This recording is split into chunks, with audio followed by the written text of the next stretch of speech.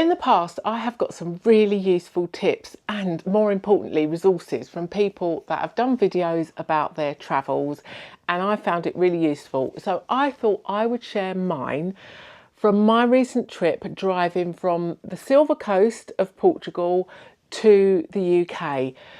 The other thing is, when I got on the ferry, there was another dog owner that as soon as we got out of the car and I got Terry out the car to go onto the boat, they said to me, "Oh, are you taking your dog up onto the boat? We was told they have to stay in the vehicle." And there was a few confused dog owners because it wasn't straightforward. So I thought I'd share that as well, because that is obviously needed. I didn't find it easy. The other thing is, a lot of people say to me, how can you drive that far and you do such long distance driving and long trips? Well, I tell you what, I could not do it without my travel essentials. So I'm going to share those as well. So skip around chapters below, but let's get to it. So number one is my entertainment. Actually, I should say number one is my phone, because it's my sat nav. That allows you just to drive without thinking too much, although I do like to plan my journey, have a map and know where I'm going. I know some people just blindly follow it, but I don't. But obviously it does make for an easy drive, because you can just listen to an audiobook, music, and you've got a navigator right next to you. So entertainment, I could not do the journey without entertainment, although sometimes I do love long periods of just thinking and silence. It is wonderful. It's like a meditation. So I'll always have a book of the journey. This time my 2 books of the journey, obviously I've got them on audio, but these are books that you can buy as well. My book of the journey, recommended to me by my friend, was Many Lives, Many Masters, the true story of a prominent psychiatrist, his young patient, and the past life therapy that changed both their lives. And my other book, also recommended to me by my friend, and she said, oh yeah, she just assumed I must have known about this book, or if not read it, at least known about it, because I absolutely loved it. I'm so glad she recommended it to me. I'd already listened to it once. I listened to it again, and that is Building a Better World in Your Own Backyard Instead of Getting Angry at the Bad Guys. Brilliant. I'll put the links to the books below if you're interested. As I said, I listened to it. Obviously, they're available in physical books. And then I've got my podcast, and then my iTunes music, because when I start to get tired, if I blast out some music, honestly, it is better than coffee. Bop into your favourite music as you drive. Tiredness just goes out the window, disappears. It's literally like having a shot of coffee. So I couldn't drive without it. Next is, obviously you've got to think about food and drink and keeping ourselves hydrated and refreshed. So there's 3 things: my jet boil, my plug-in electric lunchbox, and recently I just bought a drinks cup with a straw. Game changer. So obviously you've got to stay well hydrated. So my drink cup, you'd think that's a bit obvious, but I literally just saw this in the shop and I thought, I don't need it, but I'm so glad I got it, because it is just in my door, obviously in the little cup holder in my door, and it's so much easier than taking off a cap or even flipping up a cap. I don't know, there's just something about just being able to grab it and sip that will prevent me from forgetting or not bothering to drink water and staying hydrated, because obviously that's really important. My jet boil, as some of you know, I'm British. I do like a cup of tea. And so I took the non-toll roads, and it is very lacking in rest stops, and you even passed like the lovely airs that they have on the French motorways. You pass the back of them, but they are all securely fenced off, so you can only access them if you're taking the toll roads, the motorway, because some of the non-toll roads literally go parallel to the toll roads, and yeah, but they keep you money savers, scrimpers out of the airs. You can't access them even though you literally passed right by them at the back. So yeah, there's a real lack of, although saying that, obviously you pass supermarkets, you pass villages, so you've got that instead. But I just like to be able to stop, make a cup of tea. So there's not only the convenience of just being able to have a cup of tea wherever I want with the jet boil, because sometimes there's somewhere really picturesque and you think, oh, it'd be nice to, you know, walk the dog, have a cup of tea here. So not only that, the other thing is it saves you money. I actually bought that because I was fed up way back when I was in the UK. When you go to motorway services and buy a cup of tea, it's different with coffee because they've got to properly, you know, grind the coffee, make a cup of coffee. But with tea, they would give you a hot cup of water and a tea bag, and I'm paying over £2 for that. So that's why I got it. So it's a money saver as well. So that's another advantage. Now, my plug-in lunchbox, I love it. It's a game changer because I can just get stuff from the supermarket and heat it up, because when you're on the road for 5 days, even if I'm on the road for a whole day, I have to have at least one hot meal. Otherwise, I just feel like I haven't eaten. So you can just get something from the supermarket, like a packet food or a soup, and you can just warm it up as you go. Now, I tell you what, I've got a Bluetti power pack, which I take with me, and I plug it into that. You can get ones that plug into the cigarette lighter, the 12-volt plug, but I've tried several and they are not as good as my mains one that plugs into a mains socket. So if anybody has got experience of these, I need to get one, because I know the truckers use them a lot, but I just cannot seem to find a decent one that plugs into the 12-volt. I've got one and it literally only keeps the food warm. It doesn't get hot enough to heat it up. I don't know why, but anyway, I digress. But that is brilliant. I love it. So then the next thing is my digital Wise debit card. Now, you know, I was going across 4 different countries. I know 3 of them use the same currency, but it is just handy having a multinational, multi-currency debit card on my phone. I've been using Wise for years, but recently I couldn't use my existing bank card, and it made me think I really do need a backup alternative card, which would be handy if it's on my phone, because obviously I've always got that with me.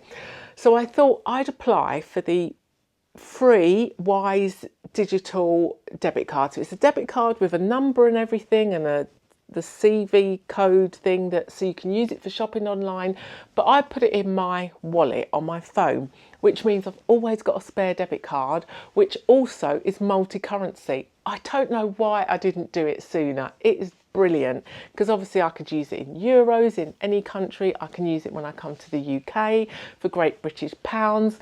It's brilliant.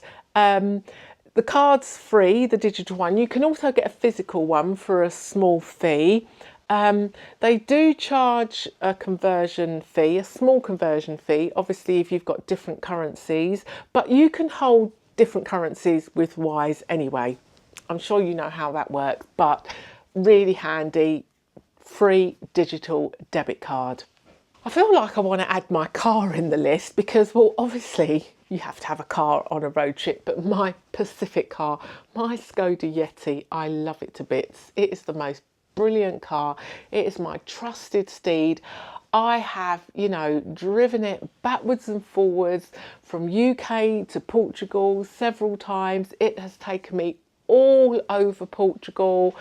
It never ever lets me down. And the other thing I love about it, it is so good on fuel. However, I save on fuel even further with these fuel tabs. Now, these fuel tabs are a brilliant product. I use them for enhancing fuel efficiency, although they do other things, but the only reason I use them is for the fuel savings. But they apparently are supposed to reduce harmful emissions, boost energy and performance, and yeah, and some other things I think help with energy cleaning. But anyway, as I say, I just use them for the fuel consumption savings. I swear, but some people say no, they don't work, but I know there's a lot of fleet companies that use them. I have met taxi drivers that use them, but I swear by them. I did the whole trip in 2 tanks of fuel, which is about, my tank takes 50 litres of fuel. Don't know what that is in gallons, but I did the whole trip in 2 tanks of fuel. And I'll go on to the costs in a minute, but I use Michelin maps to obviously plan my route, and I put in the make, the model, the year, all the details of my car, and it estimates the fuel consumption, put in the fuel price as well, and it's usually quite accurate, but no, not doubled, but I'll do the cost after. It estimated it a lot more. I'm convinced with the fuel tabs. Brilliant product, the worst company and buying experience I have ever experienced in my entire life. So I just bought a bulk load. Yeah, you can look them up, I'll show you, but it ain't easy buying them, but they're brilliant. Maybe there's something else similar on the market.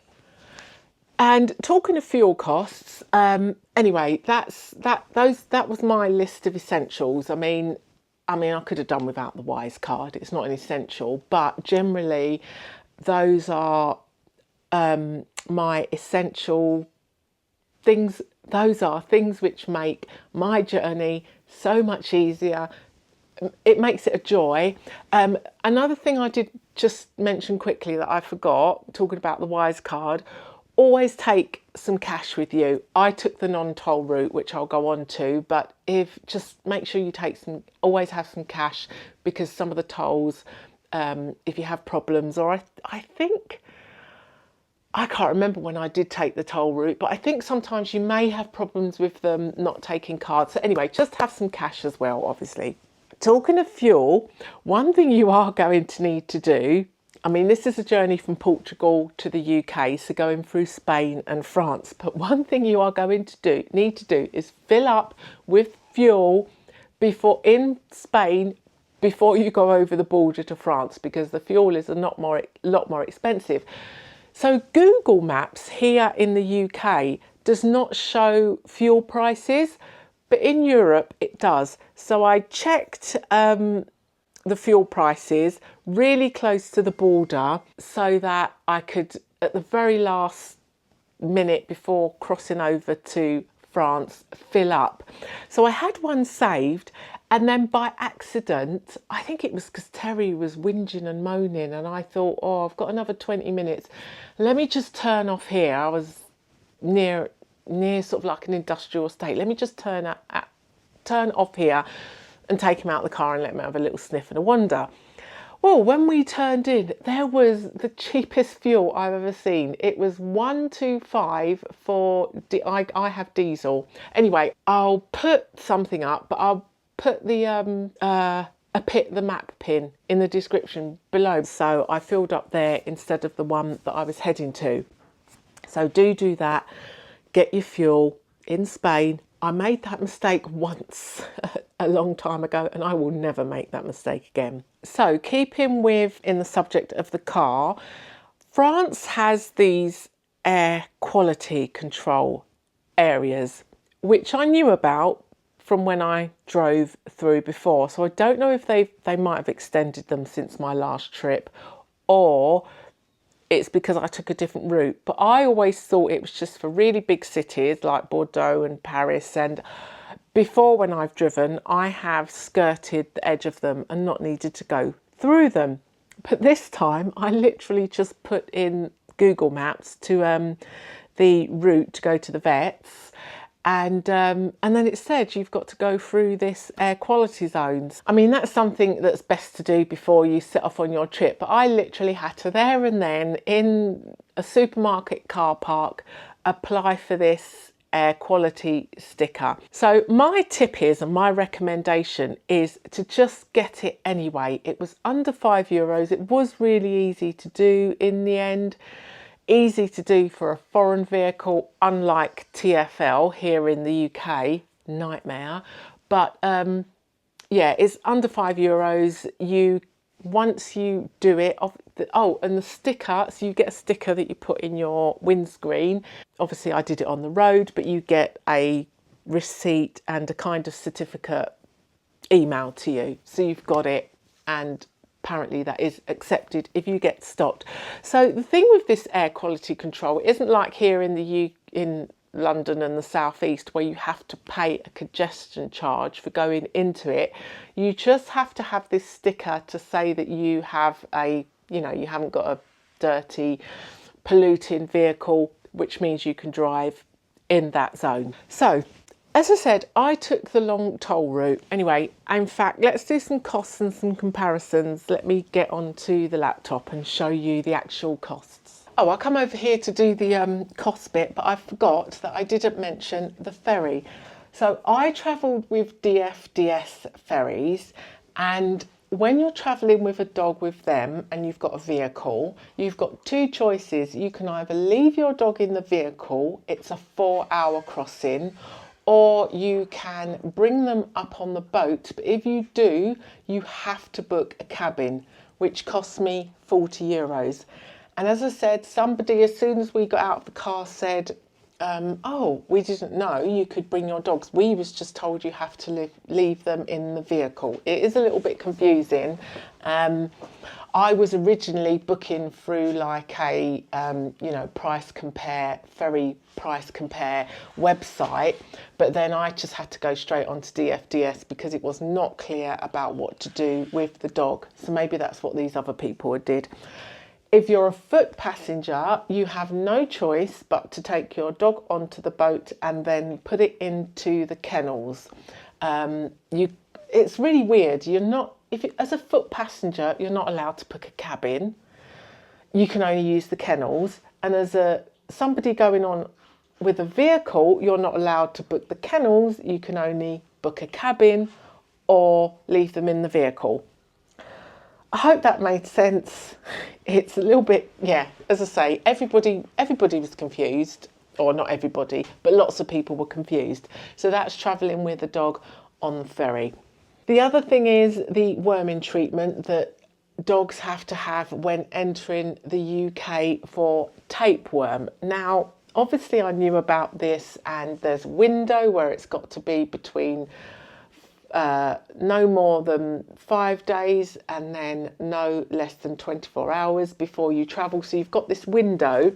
So I was just concerned with getting the timing right for this window and getting an English speaking, not only vet, but receptionist. So that was all my concern was logistically where it was and the timing. But next time what I would do is call around in advance for pricing, because I paid €60. I know somebody that paid 70 once, and that's the highest I've heard of. Somebody paid, well, she thinks it was a mistake, but she paid 5 once. So apparently it's cheaper in Spain, but that is one thing I would do differently next time. This time I just wanted to get it done. It's my first time doing it. It's my first time travelling with Terry, my rescue dog, and I just wanted to get it done. But next time I would phone ahead and get prices. Costs of the journey. Now, one of the things that many people decide on is whether they want to take the toll route or the non-toll route. Now, my decision to take the non-toll route had nothing to do with costs. I wanted to do that drive. I wanted that driving experience. The whole idea was I like driving through the French countryside. I wanted to explore. I wanted to stop at places. So that's why I chose the non-toll route. It's not about costs. According to Michelin maps, it would have cost me €124 for toll charges, and in fuel, €298. This is putting in the make and the model of my car and the engine size and the fuel type, also current fuel prices, averaging them out. So, and that would take 17 and a half hours, and that would be 1,065 miles. I don't know why the maps is in miles now, but it is. So for the route I took, the non-toll route, that brings the journey time up to 21 and a half hours instead of 17 and a half. And it's about the same amount of mileage. Actually, it's less, 1,049 miles. I'll put kilometres up as well. And then the fuel cost for that is 299 euros for fuel costs. However, my actual cost for fuel was 132 euros. As I said, my car's very efficient on fuel, which is why I do choose to. It's another reason why I choose not to go from Spain. That's a whole nother thing. I mean, I did think it would have been so much easier to go to Spain, but when I looked at it, yeah, and that was without knowing that I'd only spend 132 euros on fuel. I thought I'd spend a lot more. Yeah, but Spain isn't an option for me. I could not spend 36 hours on a ferry. So that's why I chose to drive to France, in case you was wondering. So the actual cost of the whole journey without food, because I'd need to eat anyway in the 5 days, was 634 euros. So that's Terry's passport, vaccine and tapeworm treatment was 137 euros. Fuel was 132 euros. Accommodation was 230 euros. The ferry crossing was 135 euros. I don't know if I said earlier, can't remember if I did, but the cabin that you have to get if you don't want to leave your dog in the vehicle was 40 euros. I can't remember if I mentioned that, but that ferry price is, oh no, wait a minute, that ferry price doesn't include the cabin. Hang on. No, sorry, yes it does. So that ferry price, this is a 4-hour ferry crossing from Dieppe to New Haven, was 135 euros, but 40 euros of that was for my cabin because I had a dog. Obviously, you don't need a cabin just for a 4-hour crossing. So you're looking at sort of 85-ish euros. So yeah, that's the cost. And as I say, the whole toll, non-toll thing is up to personal preference, up to your car, the fuel efficiency of your car, whether you love driving, whether you like to stop in little French villages and enjoy the scenic French countryside, whether you mind going over or around a zillion roundabouts. Yeah, there's all different kinds of factors. It's not just cost.